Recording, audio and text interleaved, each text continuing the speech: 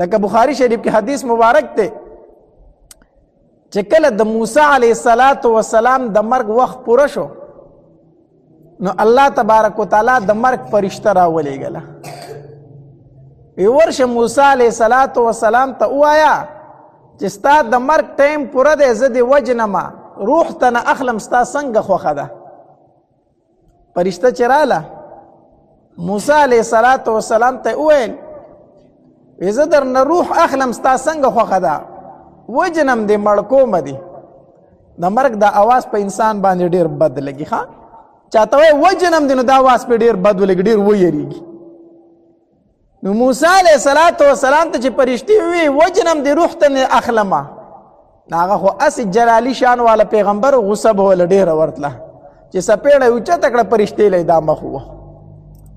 او دومره زورداره سپېړه یې ورکړه چې د سپېړې سره یې ولې دا سترګه هم ویستله هغه په بره لاړه الله تبارک وتعالی لره وی الله داسې بنده ته دې لېږلي ومه چې هغه د مرګ نه دومره نفرت کوي مرګ نه غواړي وګوره زما دې حالت ته ما چې ورته د مرګ ووي نو زما دې حالت ته وګوره ما سره سي چلو کو داسې بنده له دې لېږلي ومه الله تبارک وتعالی ورته وفرمایل وی ټیک ده لاړ شه زما موسی ته ووایه چې مرګ نه غواړي که نه نو د غویي په شا باندې لاس کېده او ستا د دې لاس د لاندې چې څومره ویښته رالو د هر ویښته په بدل کې 1 کال عمر در کومه د هر ویښته په بدل کې فرشته راله موسی علیه السلام ته وویل وی الله تبارک وتعالی فرمایي چې ده ته ووایه چې مرګ اوس نه غواړي که نه نو د غویي په شا باندې لاس کېده د دې د لاندې چې څومره ویښته راله دومره ژوند در کومه موسی علیه السلام خو چې فرشتې ته سپېړه ورکړه وروسته بیا پوه شو چې دا مې څه وکړو بیا هم سوچ کړی و چې دا خو مې بد وکړه دو دا یې فرشتې ته وایي ښه چې د غوی په شا لاس کېدمه او د هغې د لاندې څومره ویښته راله او د هر ویښته په بدل کې راله الله 1 کال عمر راکړي نو بیا د هغې نه بعد به بیا څه خو بیا مرګ دی نو دغه کلونه چې ختم شي نو بیا څه شی دی بیا مرګ دی نو موسی علیه السلام ورته وفرمایل چې بیا مرګ دی نو د خپل کار اوس پوره کوه د خپل کار اوس پوره کوه روح رانه اخله چې مرګ نه خلاصون نشته بیا خو روح واخله نو د مرګ نه خلاصون نشته الله له تګ دی او چاته پته هم نشته چې زه به په څه حالت کې مرمه په کوم ځای کې به مرمه او څنګه به مرمه دا صرف د پیغمبرانو یو اعزاز دی چې الله تبارک وتعالی ورسره دغه مشوره کوي لکه حدیث مبارک کې راځي عایشه بی فرمایي رضی الله تعالی عنها وی نبی علیه السلام په ژوند باندې دا حدیث مبارک ما ته ډېر وي چې عایشه الله تبارک وتعالی د پیغمبر سره د مرګ نه مخکې مشوره کوي چې یاره ته مال راځي او کو په دنیا کې پاتې کېدل غواړي هر پیغمبر ته د مرګ نه مخکې دا ویلې کېږي وی دا حدیث مبارک ما ته ویلی و وی نبی علیه السلام چې بیمارو او تبه یې ډېره زیاته وه او زما په کوټه کې زما په دې غېږ کې پروت او د نبی علیه السلام دا سر مبارک زما د سینې او د زنې ترمنځ او دې ځای ته مې ځان ته اړم کړی و داسې په نبی علیه السلام باندې تبه ډېره زیاته وه ډېره زیاته وه او دا لاس به یې داسې په اوبو کې کېښود او دا به یې راواغست او په خپل مخ به یې داسې راوکاږو او دا به وی چې اللهم رفیق الاعلی وی په دې دوران کې زما ورور عبدالرحمن رضی الله تعالی راغی د نبی علیه السلام تماشې له بیمار پرسۍ له داسې مخامخ ورته ودرېدو وی زما د ورور مسواک کو داسې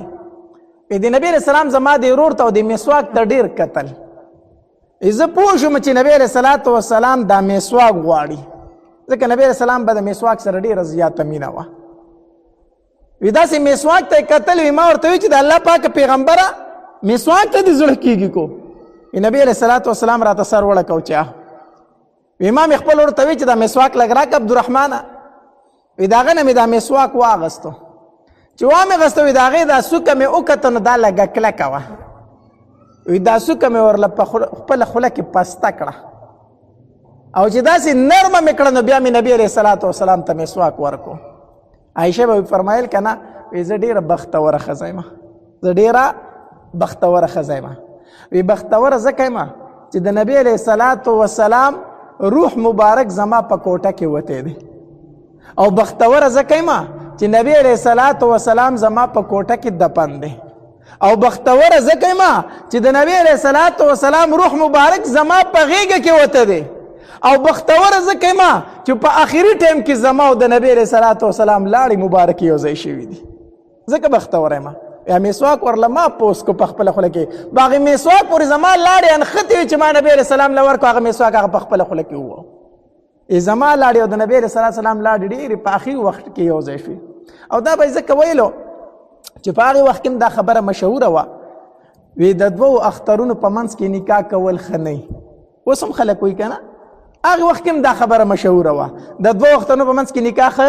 نه نو عایشه به وفرمایل وي زما نکاح خو د شوال په میاشت کې شوې ده د ورکوټي اختر په میاشت کې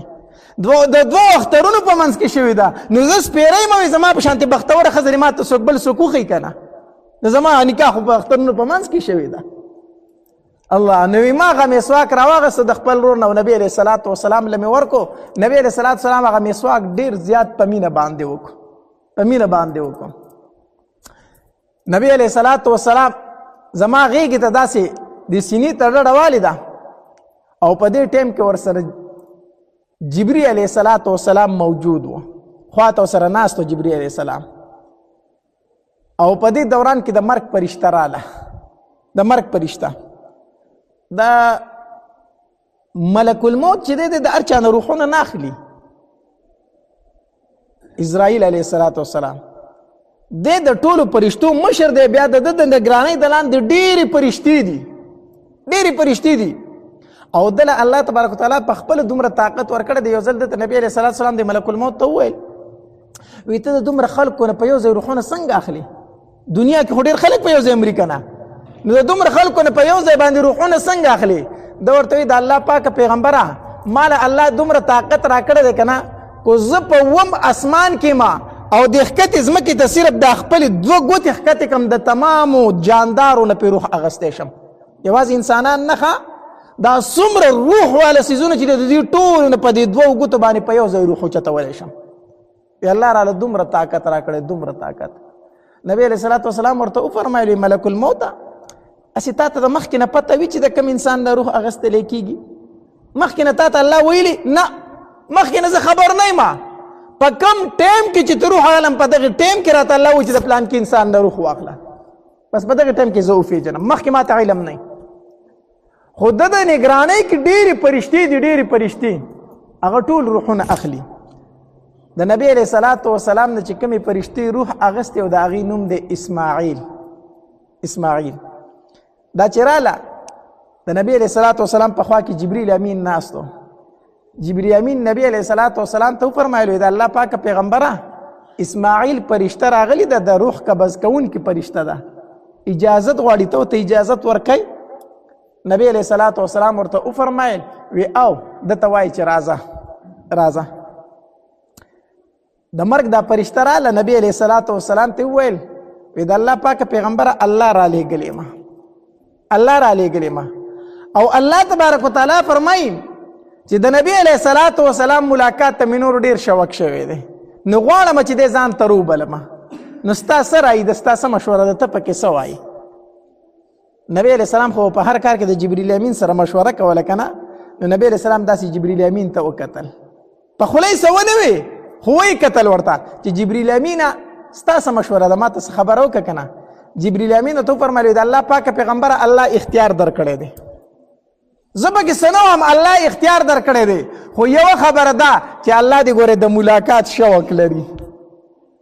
نبی علیه الصلاۃ والسلام وفرمایل د مرګ فرشتې ته وی چې الله زما د ملاقات شوق لري نو ته خپل کار جاری که خپل کار وکړه زما نه روح واخله عایشه وی فرمایي وی د نبی علیه الصلاۃ والسلام په بله خبره نه یم پوهېدلی خو دا لاس یې داسې اوچت کو چې دا الفاظ وي اللهم رفیق الاعلی او بیا یو آیت کریمه چې مع النبیین والصدیقین والشهداء والصالحین وحسن اولئک رفیقا دا آیت مبارکه لا سر ته نه ورسول چې دا آیت مبارکه په شونډو باندې نیمګړی پاتې شو او د نبی علیه السلام نه روح مبارک لاړو یې نوره نه یم پوهېدلی په څه باندې غرض مې دا کو چې د دنیا نه نبی علیه الصلاة وسلام تله دی بل کم انسان دی چې هغه به پاتې شي چې په مخ د ځمکه د هغه په شان د بهتر او غوره انسان نه و مرو به ټول مرګ ته تیاري پکار ده د دنیا نه به ځو ټول خو د دنیا نه داسې لاړ شه د دنیا نه داسې لاړ شه چې الله درنه رضا وي داسې لاړ شه لکه حدیث مبارک کې راځي نبی علیہ الصلوۃ والسلام فرمایي کله چې یو انسان وفات شي وفات او الله تبارک وتعالی د حدیث مبارک کې راځي نبی علیہ الصلوۃ والسلام فرمایي کله چې یو انسان وفات شي او پرشتي د روح واخلي بر اسمانونو ته ووسي نو الله تبارک وتعالی د پرشتو نه تپوس کوي سره د خپل علم بیا تنم تپوس کوي الله تبارک وتعالی د کم بنده نه چې تاسو روح واغستو ښکته ځمکو کې د متعلق خلکو څه ویلو ښکته ځمکه کې خلکو د متعلق څه خبرې کولې نو پرشتي ورته وایي الله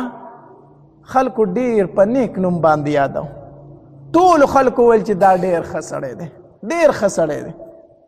الله تبارک وتعالی فرمایي دا د الله بندگان د ګواه شي چې ما دې په ښو کې حساب کو ما دته مغفرت نصیب کو او چې کله پرشتي وایي الله خلک د ښکته په ځمکه کې ډېر تنګ و هر سړی به ویل چې ښه ده چې د ده نه خلاص شو ډېر بد سړی و ډېر ناکاره سړی و الله تبارک وتعالی فرشتو ته فرمایي ای فرشتو دا خلک د ګواه شي چې ما دې په ناکارو کې ولیکو د دې وجې حدیث مبارک کې راځي نبی علیه الصلاة وسلام داسې ناست او صحابه کرام ورسره ناست دي یوه جنازه تېره شوله نو صحابه کرامو ټولو د هغې سړي ډېر صفات بیان کړو ډېر صفات بیان کړو ویره دا ډېر ښه سړی دا کم سړی چې نن مړ دی نبی علیه الصلاة وسلام فرمایل وجبت د دپاره واجب شو بیا څه ټایم بعد بله جنازه تېره شوه نو خلکو د هغه متعلق ډېرې خبرې وکړې یاره دا ډېر ناکاره سړی و خلک ترې نه ډېر تنګ و ډېر په عذاب کې و خلک ترې ډېر تړپوزي و ډېر ناکاره سړی و ښه د نن مړ شو نبی علیه السلام بیا وفرمایل وجبت صحابه کرامو تپوس وکړو د الله پاکه پیغمبره څه مطلب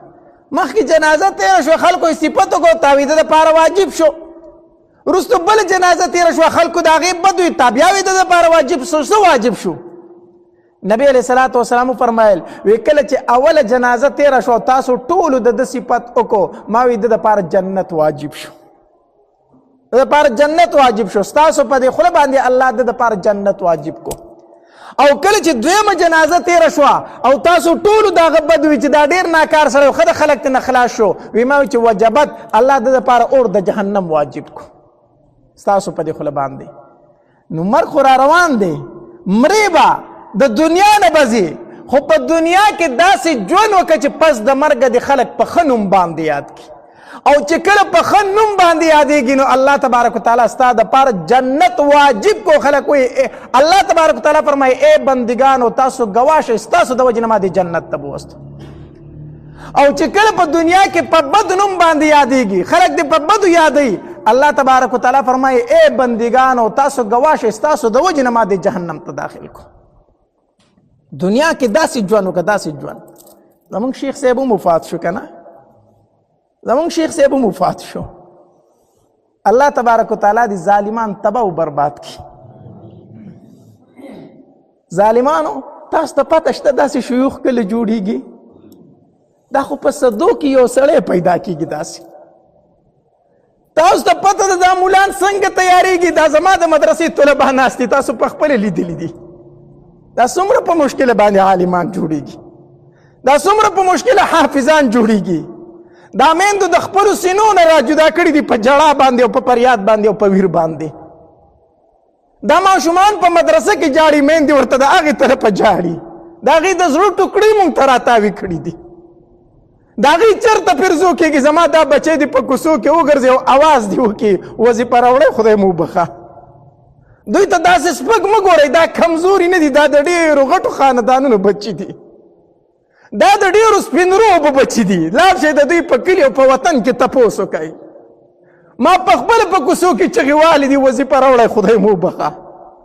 کله د چا ورته ودرېدلی یم او کله د چا ورته ودرېدلی یم وظیفه راوړی خدای مو وبخه دا د الله نازولي دا ډېر په مشکله باندې د دوی نه عالمان جوړیږي، د دوی نه ډېر په مشکله باندې حافظان جوړیږي.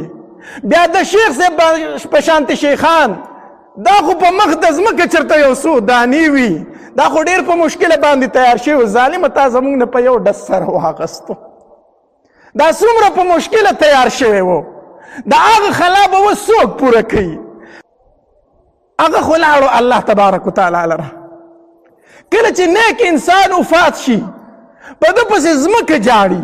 په ده پسې اسمان جاړي، د به ده پسې د درسونو هغه ځایونه جاړي. شیخ صاحب الله بخلی دی، په هغه پسې د هغه د احادیثو ځایونه جاړي، هغه چې په کومو لارو باندې مدرسې ته ته په هغه پسې هغه لارې جاړي، په هغه پسې په زرګاو طالبان جاړي، په هغه پسې د اسمان دروازې جاړي. الله به یې څنګه نه بخي؟ نیک انسان چې وفات شي په ده پسې د ده د سجدو ځایونه جاړي، د ده د ذکرونو ځایونه جاړي، د ده د سبقونو ځایونه جاړي. اسمان په دروازو باندې چې کوم د ده نیک اعمال ختل هغه دروازې جاړي. الله هغه نیک اعمال خو بند شو، هغه نیک اعمال خو بند شو، هغه خو الله بخلی دي، هغه د الله نیکان بندګان دي.